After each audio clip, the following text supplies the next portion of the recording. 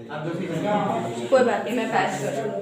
चलिए अब सुनिए, लाइनेक्स जो है आपका वो एक ओपन सोर्स सॉफ्टवेयर है, इसलिए ऐसा है। लाइनेक्स जो है एक ओपन सोर्स सॉफ्टवेयर है, एक ओपन सोर्स ऑपरेटिंग सिस्टम है, इसलिए उसका नेचर ऐसा है कि पहली चीज कि उसकी जो कोडिंग होती है, जो उसका कर्नल है, वो आप उसमें चेंजेस करके उसको अपने अकॉर्डिंगली रन कर सकते हैं, क्योंकि उसकी जो कोडिंग है वो इंटरनेट पर फ्री अवेलेबल है। आप इंटरनेट पे जाना आज और लाइनेक्स के कर्नल की जो कोडिंग है वो देखना, आप उसके अंदर अपनी मर्जी से एडिटिंग करके, मान लीजिए ये लाइनेक्स है, आप लाइनेक्स 2, लाइनेक्स 4 कुछ भी करके अपने यहाँ कर लो। क्यों? क्योंकि इसकी जो कोडिंग है वो GNU GPL के अंडर रजिस्टर्ड है। अगर कोई भी सॉफ्टवेयर आप GNU GPL के अंदर रजिस्टर्ड कराते हैं, GPL means general public licence, तो उसकी कुछ टर्म्स एंड कंडीशन होती है। सपोज दैट मैं कल कोई एक ऑपरेटिंग सिस्टम डिजाइन करती हूँ, तो मैंने वो GPL के अंदर उसको लाइसेंस करा दिया, तो मैं उसके लिए तो कोई चार्ज पे नहीं कर सकती, वो मुझे फ्री ऑफ कॉस्ट उसकी कोडिंग कहाँ अवेलेबल करानी होगी? इंटरनेट पे, ताकि जो भी स्टूडेंट या कोई भी चाहे तो वो उसके अंदर एडिटिंग कर ले, चेंजेस कर ले, और करने के बाद उसको अपने अकॉर्डिंगली अपने नाम से कोई भी नया नाम देकर रन कर सकता है। तो लाइनेक्स एक ऐसा, विंडो एक्सपी में थोड़ी ऐसा कर सकते हो। विंडो एक्सपी की कोडिंग क्या नेट पे ऑनलाइन अवेलेबल है क्या? फ्री में नहीं है, सिर्फ लाइनेक्स है। और लेकिन लाइनेक्स से पहले इसका ये किसका था? यूनिक्स का। लाइनेक्स जो है वो यूनिक्स का ही एक डेवलप रूप है। यूनिक्स क्या है? मिनिक्स का। पहले मिनिक्स बनाए, मतलब यूनिक्स जो था वो अपने टाइम का एक ऐसा ऑपरेटिंग सिस्टम था जो सिक्योरिटी तो मेंटेन करता था लेकिन बहुत ज़्यादा कॉस्टली था, और आम जो पब्लिक थी, आम जनता थी, उसकी पहुंच से बहुत बाहर था, बहुत दूर था। मतलब आम पब्लिक, आम जो लोग थे वो उसको अफोर्ड भी नहीं कर पा रहे थे। तो उस टाइम के जो कुछ साइंटिस्ट थे उन्होंने क्या किया, ग्रुप बनाया, और ग्रुप बना के उस सॉफ्टवेयर को जो यूनिक्स था उसकी कॉपी तैयार कर दी बहुत सस्ते में, मिनिक्स नाम की। ठीक है, तो ये जो बंदे थे ना, क्या नाम था इनका? लाइन्स बेनेट टोरवर्ड्स, है ना। लाइन्स बेनेट टोरवर्ड्स जो थे वो एक प्रोफेसर थे एक यूनिवर्सिटी के अंदर, और वो हमेशा रेड हेड पहना करते थे। मैं आपको छोटी सी एक बात बता रही हूँ, वो हमेशा रेड हेड पहना करते थे। तो वो जब उन्होंने देखा कि यूनिक्स इतना बहुत ज़्यादा कॉस्टली है और सब उस तक नहीं पहुँच पा रहे हैं, सबके लिए वो अवेलेबल नहीं है, और फिर उसके बाद जो मिनिक्स बनाया गया वो सस्ता तो बना पर उसमें वो खूबियाँ नहीं थी। उन्होंने सोचा कि मैं एक और बनाता हूँ और मैं उसको फ्री अवेलेबल कराऊँगा। तो वो हमेशा रेड हेड पहना रखते थे, इसलिए उन्होंने अपने उसका ऑपरेटिंग सिस्टम का नाम रेड हेड एंटरप्राइजेस रखा। जो लाइनेक्स है, जिस लाइनेक्स पे हम लोग काम करते हैं, यहाँ अवेलेबल नहीं है लैब में सॉफ्टवेयर। मैं देखती हूँ सर से बात करके उसको इंस्टॉलेशन हो जाए तो आपको सबको मिलके एक सिस्टम पे दिखा दी जाएंगी, तो उससे क्या आपको पता चल जाएगा कि इंटरफेस कैसा है और कैसे कमांड चलती है। जैसे डॉस है ना, डॉस आपका ब्लैक कलर का स्क्रीन आता है, कुछ इसी तरह का आता है, पर वो ब्लैक नहीं तो वाइट आता है। उस पर उसका एक प्रॉम्प्ट होता है, जैसे डॉस का होता है सी प्रॉम्प्ट होता है, ऐसे ही प्रॉम्प्ट आता है। प्रॉम्प्ट चेंज करते रहते हैं, डॉलर का सिंबल आता है प्रॉम्प्ट में, और वहाँ ऐसे ही कमांड चलती है। लेकिन वो क्या है, वहाँ ग्राफिकल यूजर इंटरफेस है आपका। ठीक है, काफ़ी सारी कमांड्स आपकी जो है वो लाइनेक्स में चलती हैं। तो उन्होंने फिर बनाया, और उसका नाम जो है हम लोग ज़्यादातर जो यूज़ करते हैं वो रेड हेड एंटरप्राइजेस करते हैं। उसका नाम रेड हेड क्यों बना? क्योंकि वो रेड हेड पहना करते थे, इसलिए उन्होंने इस हिसाब से इसका नाम रखा था। तो लाइनेक्स क्या है? एक multi user multitasking operating system है, जिसका सबसे मेन फीचर क्या है? एक ओपन सोर्स सॉफ्टवेयर है। ओपन सोर्स क्यों कहा? ओपन यानी कि ओपनली पड़ा हुआ है इंटरनेट पे। सोर्स कोड बोलते हैं उस कोडिंग को। किसी भी सॉफ्टवेयर को डिज़ाइन करने के लिए जो कोडिंग लिखी जाती है ना, प्रोग्रामिंग लैंग्वेज में जो कोडिंग लिखी जाती है उसको सोर्स कोड कहते हैं। तो इसीलिए लाइनेक्स कैसा हुआ? ओपन सोर्स सॉफ्टवेयर हुआ। ठीक है, अब लिखिएगा। नोड एक कंप्यूटर को ही बोलते हैं नोड, मतलब एक कंप्यूटर से जुड़ा हुआ एक और सिस्टम, फिर एक और जुड़ गया, तो क्या उससे कई सारी नोड जुड़ी हुई है ना। लाइनेक्स की विशेषताएं, लाइनेक्स की विशेषताएं पॉइंट्स में लिखवा रही हूँ, है ना, डिटेल में लिखने की जरूरत नहीं। Number 1 graphical user interface. थोड़ा बहुत एक आधी लाइन लिखनी पड़ गई तो लिख दोगे ना तुम लोग कि ग्राफिकल यूजर इंटरफेस क्यों है? क्योंकि उसका जो है इंटरफेस कैसा है, उसका इंटरफेस ग्राफिकल है, जिसमें क्या होता है, जिसमें कि हम कोई भी जो काम है वो माउस की मदद से कर सकते हैं। डॉस पे हम लोग माउस इस्तेमाल नहीं कर सकते, लेकिन यहाँ पर हम माउस का इस्तेमाल कर सकते हैं, ठीक है ना। चलो दूसरा पॉइंट है multi user operating system.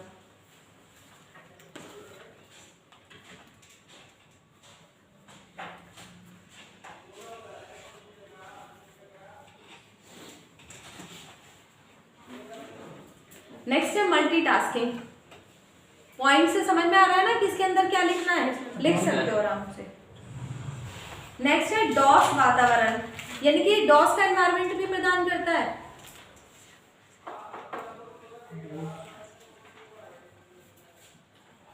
DOS वातावरण।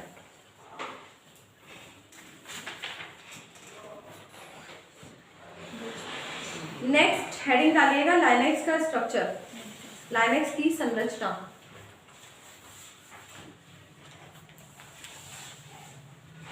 लिखिए फटाफट। संरचना। मल्टी यूजर ऑपरेटिंग सिस्टम होने के कारण, मल्टी यूजर ऑपरेटिंग सिस्टम होने के कारण लाइनेक्स ऑपरेटिंग सिस्टम की संरचना, लाइनेक्स ऑपरेटिंग सिस्टम की संरचना अन्य ऑपरेटिंग सिस्टम से अलग है, अन्य ऑपरेटिंग सिस्टम से अलग है। जब इस ऑपरेटिंग सिस्टम में, जब इस ऑपरेटिंग सिस्टम में कोई कमांड दी जाती है, जब इस ऑपरेटिंग सिस्टम में कमांड दी जाती है तो सर्वप्रथम इनकी जांच होती है, तो सर्वप्रथम इनकी जांच होती है।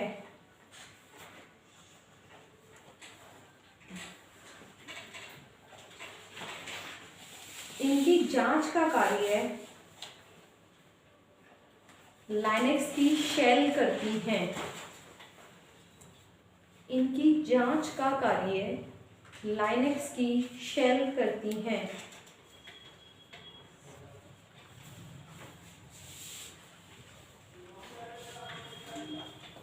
जांचने के बाद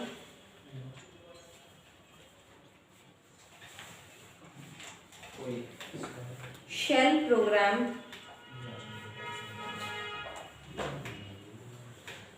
इन कमांड्स को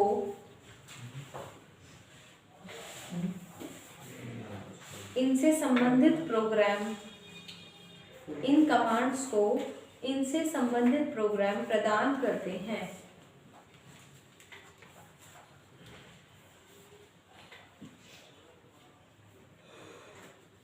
इन्हीं प्रोग्राम को कर्नल कहा जाता है।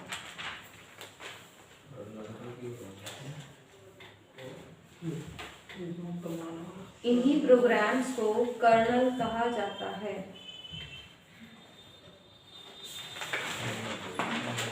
कर्नल लाइनेक्स का सबसे महत्वपूर्ण फाइल होता है। कर्नल लाइनेक्स का सबसे महत्वपूर्ण फाइल होता है।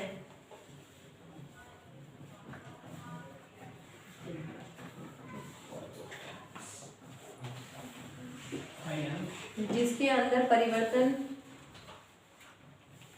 करके ही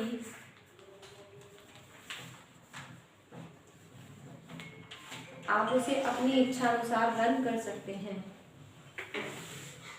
देखिए हर एक सॉफ्टवेयर के अंदर कुछ फाइलें होती है ना, तो कुछ फाइलें क्या है, डायरेक्टरीज होती हैं, कुछ शेल होती हैं, कुछ कर्नल होती हैं। कर्नल वो मेन फाइल होती है जो ऑपरेटिंग सिस्टम को पूरा बदल देती है, यानी मेन इंपॉर्टेंट फाइल जिससे कर्नल की डिजाइनिंग की गई है, सॉरी लाइनेक्स की, वो कौन है, वो मेन फाइल कर्नल है। अगर आपने उसे कर्नल में चेंजेस कर दिया तो सपोज अपने हिसाब से ऑपरेटिंग सिस्टम को तैयार कर दिया। आपको मान लीजिए लाइनेक्स में कुछ अलग से फीचर्स चाहिए और आप एक सॉफ्टवेयर डेवलपर हो, आपको कोडिंग बहुत अच्छे से आती है, तो आप क्या करोगे, आप ऑपरेटिंग सिस्टम के कर्नल में अपने हिसाब से चेंजेस करके उसे अपने हिसाब से बना लो और अपने सिस्टम में डाउनलोड कर लो। अब क्या होगा, अब उसके फीचर्स कुछ और एडवांस हो गए, यानी जो कंपनी ने प्रोवाइड किए थे वो तो थे ही, आपने अपने हिसाब से चेंजेस करके सेटअप अपना चेंज कर लिया। जैसे आपने देखा होगा कुछ लोग जो डिजाइनर होते हैं ना, ऐप वगैरह डिजाइन करते हैं, मैंने 1-2 लोगों के सिस्टम में देखा है, जिससे मैंने अपनी ये वेबसाइट डिजाइन करवाई है, उसके सिस्टम में जो व्हाट्सएप है वो मतलब मोबाइल में वो अलग है, उसने उसकी जो मेन डेवलपर फाइल है उनको चेंजेस किए हुए हैं, जिससे उसके बहुत सारे फीचर्स अलग है। जो मेन पार्ट होता है ना वही, जैसे हम लोग पेज खोलते हैं ना व्हाट्सएप का, तो हमें कभी हर आदमी का लास्ट सीन तो नहीं दिखता ना, लेकिन उस दिखता है क्या, सबको दिखता है, एक आदमी का तो दिखेगा, जैसे आपने जिस आदमी को खोल रखा है उसी का तो दिख रहा है आपको। ये जो बाहर मेन पेज है जहाँ पूरी लिस्ट आ रही है, वहाँ साइड में सबका दिखाई दे रहा है क्या है? किस पे? व्हाट्सएप भी है, उसमें क्या है, जैसे स्टेटस डिलीट कर देते हैं, कोई मैसेज डिलीट कर देते हैं, मैसेज और नहीं वो तो मुझे पता है, लेकिन जो मतलब मैंने काफी सारे फीचर्स उसके में जो देखे हैं वो बिल्कुल डिफरेंट है, जो मतलब मेरे हिसाब से मुझे लगता है कि मतलब जो हमारी अपनी रिक्वायरमेंट थी ना उस हिसाब से उसने उसमें किया हुआ है। जैसे मैं तो नॉर्मली बिजनेस चलाती हूँ, तो मुझे क्या है, मुझे तो क्या है कि अपना जो स्टूडेंट है उनको एक चाहिए होता है कि बच्चा कभी भी मुझे अगर कोई कॉल या मैसेज कर रहा है तो मुझे पता चल जाएगी किस बच्चे ने किया है किसने नहीं किया, अगर मैं अवेलेबल ना हूँ तो इसीलिए। लेकिन अच्छा लगा मुझे उसका, मतलब मैं ऐसा देखा है कि कुछ सॉफ्टवेयर अगर इस तरीके के अवेलेबल हैं तो उनमें इस तरह के चेंजेस किए जा सकते हैं। ठीक है, चलिए लाइनेक्स की फाइल संरचना और हेडिंग डाल लीजिए, लाइनेक्स की फाइल संरचना। लाइनेक्स की फाइल संरचना प्रत्येक ऑपरेटिंग सिस्टम में फाइल मैनेज करने के लिए, प्रत्येक ऑपरेटिंग सिस्टम में फाइल मैनेज करने के लिए फाइल सिस्टम का प्रयोग किया जाता है। प्रत्येक ऑपरेटिंग सिस्टम में फाइल मैनेज करने के लिए फाइल सिस्टम का प्रयोग किया जाता है। जैसे विंडोज में FAT, जैसे विंडोज में FAT, FAT32 532 bit, NTFS file system का प्रयोग किया जाता है। NTFS जैसे फैट, विंडोज में FAT, FAT32 तथा NTFS फाइल सिस्टम का प्रयोग किया जाता है। एक डायग्राम बनाओ इस तरीके से पार्टीशन करके, ऐसे यहाँ तो लिखो रूट डायरेक्टरी। रूट का मतलब होता है ना जड़, यहाँ से मेरी सारा सिस्टम चलता है, सारी फाइलें कंप्यूटर में कहाँ होती है, डायरेक्टरी में सेव होती है। यहाँ ऊपर तो लिखो रूट के बाद यहाँ से लिखना शुरू करो BIN बिन। नेक्स्ट लिखो DEV डिवाइस, डिवाइस ही लिखना, सिर्फ DEV लिखना है, फाइल का नाम यही है, फाइल डायरेक्टरी। नेक्स्ट है ETC जो एक्सेट्रास फाइल होती है। नेक्स्ट है LIB library files, LIB। Next है temp temporary files, TEMP temp. Next है यूजर यूजर। नेक्स्ट है MNT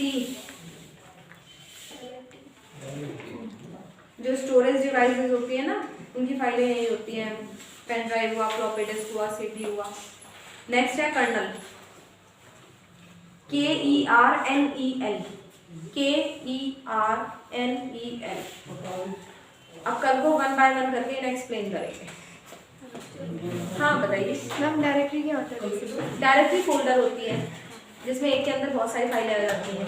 जैसे आप सिस्टम के अंदर फोल्डर बनाते हैं, ऑपरेटिंग सिस्टम की लैंग्वेज में उस फोल्डर को डायरेक्टरी कहते हैं, ठीक है ना। सपोज दैट आपने अपने नाम का एक फोल्डर बनाया, उसके अंदर 10 फाइलें रखी, तो ऑपरेटिंग सिस्टम की लैंग्वेज में उसको फोल्डर नहीं कहेंगे, उसको डायरेक्टरी। यानी ये सब क्या है, ये सब फोल्डर है, इनके अंदर किस किस तरह की फाइलें आती हैं जब कंप्यूटर चलता है, तो बस वो पता करें कि इसमें कौन सी फाइल आएगी, ठीक है। हाँ।